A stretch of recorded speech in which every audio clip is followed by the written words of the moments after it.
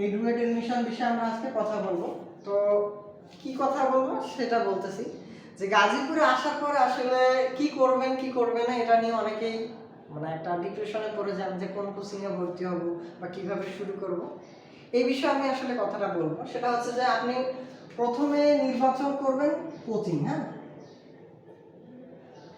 Coaching নির্বাচন করতে হবে, এটা আপনার প্রথম কাজ। এখন আপনি কিভাবে কোচিংটা নির্বাচন করবেন?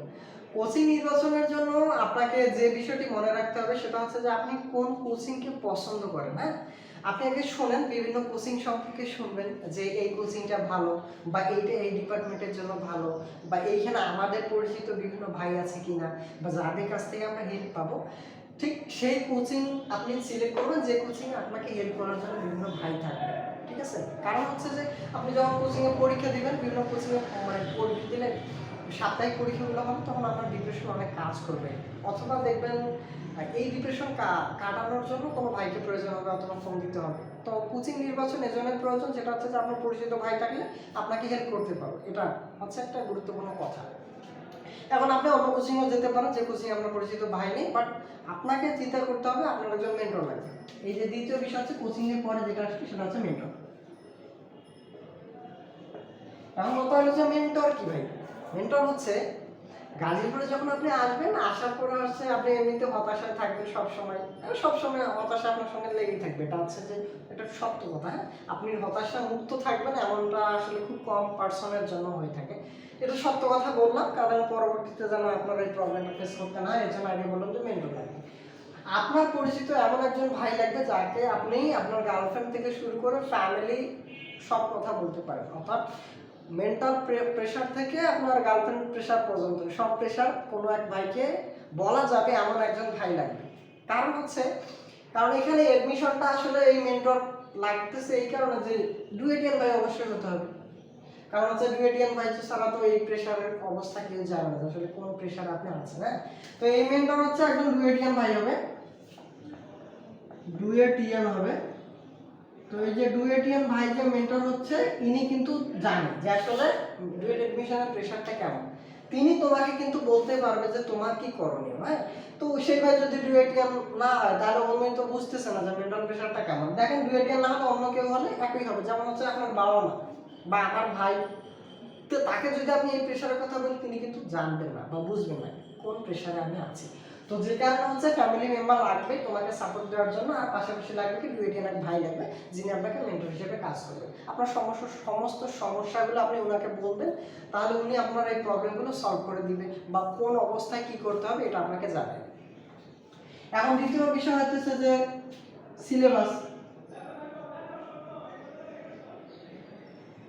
সিলেবাস কি যে আসলে ডুয়েট এডমিশনে আপনি যে আসলেন, আসার পরে আসলে আপনার নন ডিপার্টমেন্টে কত মার্কস আছে, ডিপার্টমেন্টে কত মার্কস আছে, বা ডিপার্টমেন্টে কোন কোন বই পড়লে হয় এবং ননের কোন কোন বই পড়লে হয়, সেই সিলেবাসটা আপনার চিন্তা করতে হবে যে যত কম বই, হ্যাঁ, যত কম বই পড়লে ডুয়েট এডমিশনের জন্য যথেষ্ট, সেই কম বইটাকে আপনি সিলেক্ট করতে হবে যে এই কয়টা বই পড়লে আমার হয়ে যাবে।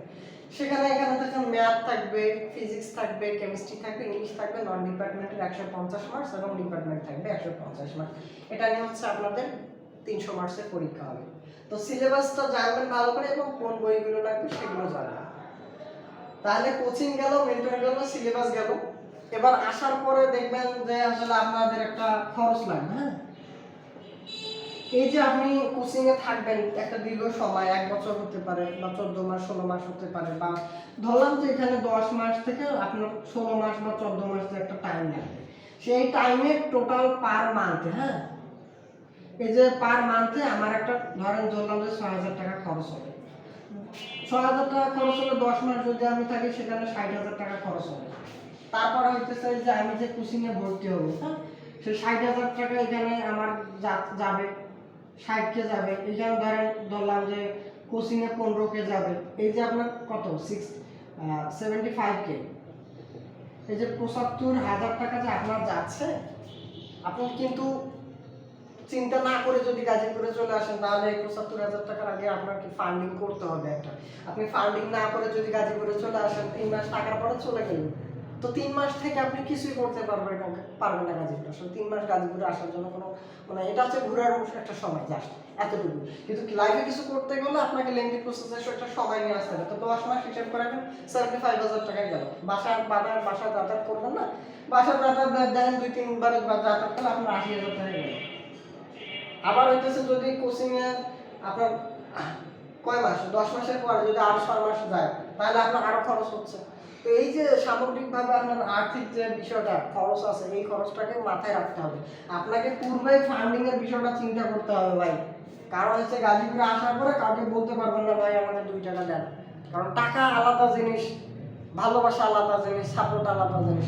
টাকার সাথে ভাই সবকিছু সম্পর্ক। হ্যাঁ, আপনি টাকা দিতে পারবেন না, খরচ করতে পারবেন না, গাজীপুরে এসে দেখবেন যে আমার ভালো লাগতেছে না, টাকা নেই, থাকতে পারতেছে না। সো আগে ফান্ডিং এর চিন্তা করবেন, তারপরে ফান্ডিং এর চিন্তা করলেন, ফান্ডিং হয়ে গেল, তারপরে কোচিং নির্বাচন করবেন বা ভাইদের সাথে কথা বলবেন ভাই কোন কোচিং ভালো, তারপরে সিলেবাস সম্পর্কে জানবেন এবং তারপরে যে বিষয়টা লাগবে সেটা হচ্ছে আপনার